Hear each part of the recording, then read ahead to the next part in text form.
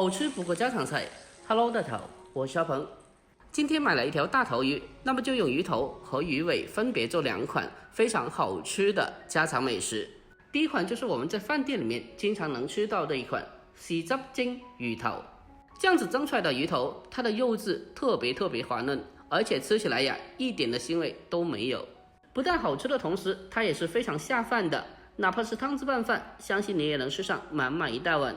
今天在超市里面花了19块钱买了一条新鲜的大头鱼，这种大头鱼也叫做花鲢。这种鱼它的鱼头会大一点，一般魚頭可作為豉汁蒸或者剁椒蒸或者係煎焗魚頭。那麼今天阿朋友就給大家分享一下豉汁蒸魚頭嘅詳細做法。首先我們將魚買回來後，需要用刀再次的把它刮洗一下，將魚身上殘留的魚鱗刮除乾淨。這種魚它的魚鱗會比較小一點，所以我們在邊角的位置一定要認真的檢查一下，以確保將所有的魚鱗全部的都刮洗下來。我們將魚鱗全部刮洗乾淨以後，下一步再將它的腹腔清理一下，把裡面殘留的內臟全部的掏除乾淨。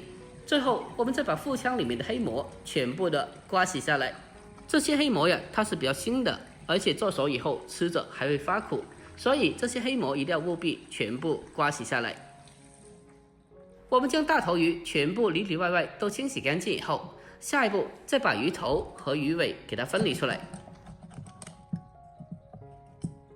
這個魚頭呀，我們做一個酒店裡面非常常見的豉汁蒸魚頭，而這個魚尾呀，我們單獨做一個非常好吃又下飯的酸菜燉魚塊。下一步我們將魚頭進行改刀分切一下，先把它對半切開，1分為2。切開以後，我們再將其改刀分切成小塊。這半個魚頭基本分切成3到4塊就可以了。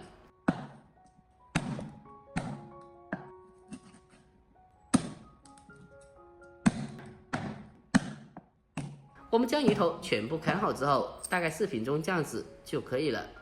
接着我們先把魚頭先裝起來，放到水盆裡面，將其清洗一下。將魚頭用流動的清水再一次的把它清洗乾淨。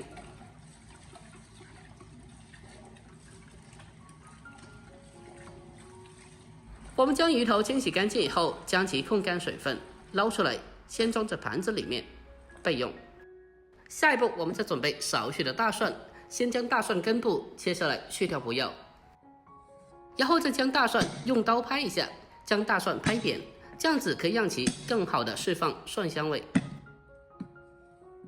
最後我們再把大蒜給它改刀切成蒜末。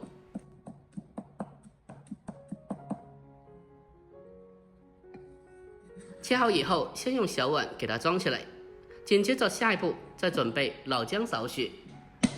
我們同樣的先將其用刀拍一下，最後再將其改刀切成薑末。改刀切好後和蒜末放在一起。下一步我們再準備紅蔥少許，我們將蔥白給它單獨改刀切成蔥花。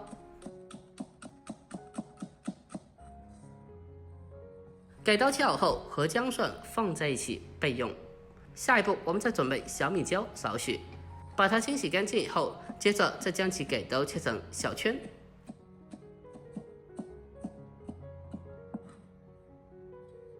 改刀切好後和薑蔥蒜裝在一起備用。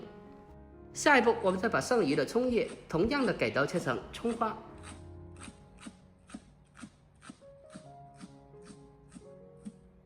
改刀切好以後，把它單獨的裝起來備用。好了，下一步再往剛剛切好的薑蔥蒜裡面添加一包豉汁醬，這種豉汁醬是由廣東大廚調製好的了，這樣是非常方便的。緊接着再往裡面添加適量的熱油，將其嗆香，讓它激發出香味。最後再用勺子將它攪拌一下，將它充分的攪拌均勻。這種醬料不但可以蒸魚、蒸排骨、蒸雞、蒸粉腸等等，都是非常好吃的，而且都是由廣東大廚調製好的了，是非常方便取用的。我們將其充分的攪拌均勻之後，聞起來呀，這個醬料就已經是非常的香了。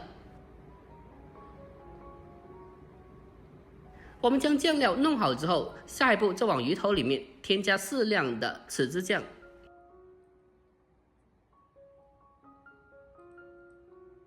最后我们再下手把它抓拌一下，将其抓拌均匀，让里面的每一块鱼头都可以均匀的裹上一层豉汁酱。我们将它持续的抓拌1到2分钟，将鱼头给它抓拌至入味。充分的抓拌均匀之后，再往里面添加少许的花生油，然后再继续的将其抓拌一下，将其抓拌均匀。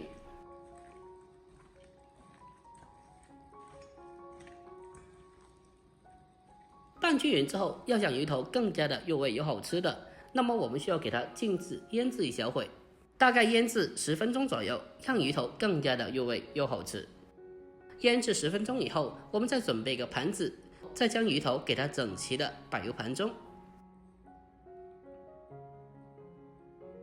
最后我们再把腌制的酱料给它均匀的撒在鱼头的上面，这样子鱼头呀就会更加的入味又好吃了。阿鹏每天给大家分享不一样的家常美食，如果大家也喜欢的，那么就麻烦点个赞呗。您的每个点赞和留言都是我前进的动力，感谢您了，感谢您的支持和鼓励。全部处理好之后，下一步我们开始起锅烧水，将鱼头放进蒸锅里面，水开上气以后扣上盖子，用大火给它蒸大概10分钟左右。具体的蒸制时间我们需要根据鱼头大小还有实际的火候大小来把握调整一下。今天给辛巴买了一个猫薄荷，没想到第一次闻的它居然这么陶醉，想不明白这东西有什么好闻的，居然对猫咪有这么大的诱惑力。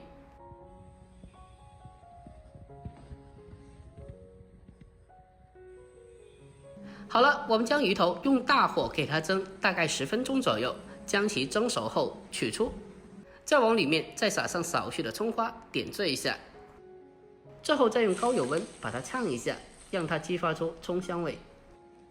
就这样子，这道酒店里面卖得非常火的豉汁蒸鱼头我们就制作完成了。这样子蒸出来的鱼头吃起来脂香浓郁，而且肉质滑嫩鲜美，而且吃到嘴里一点的腥味都没有。